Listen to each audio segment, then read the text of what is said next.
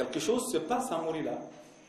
L'État malien a signé une convention, un cahier de charges avec les sociétés anglo-saxonnes, sud-africaines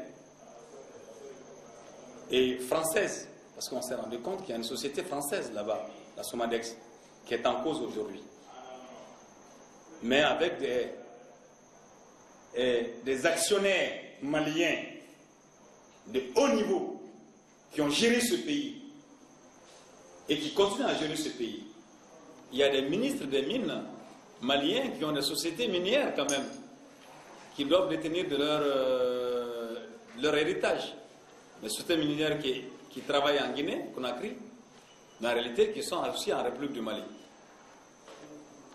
Vous avez la main, même de Alpha Omar Konaré dans les mines. Poser la question de savoir si Amadou Mantouré a des intérêts là-dedans. Et on peut se poser légitimement la question aujourd'hui par rapport à tout ce qui procède.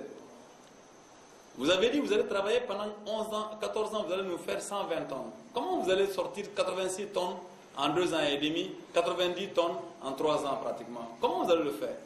Ça veut dire que vous n'avez pas respecté l'écosystème, vous avez fait une exploitation intensive, en dehors de toutes les normes possibles.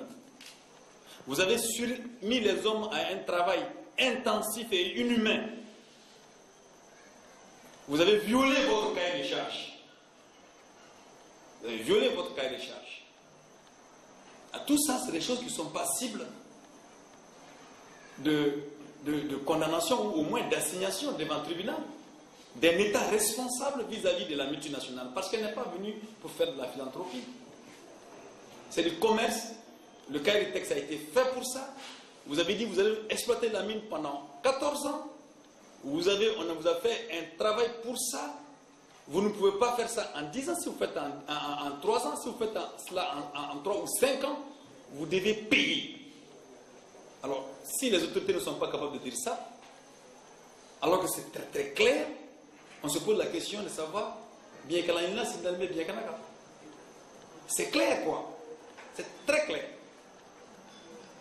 Et c'est ce qui fait que les ouvriers n'ont pas pu avoir leurs 17 milliards. Les ouvriers ont fait un calcul.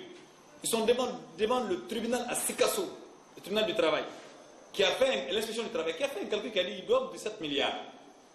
Et quand c'est un ministre malien des mines qui y va, qui dit de toute façon qu'est-ce que vaut la parole du magistrat malien, un ministre qui fait des déclarations de cette nature-là, qui dit ça dans les mines, c'est-à-dire que le ministre qui reconnaît que nous n'avons pas une justice.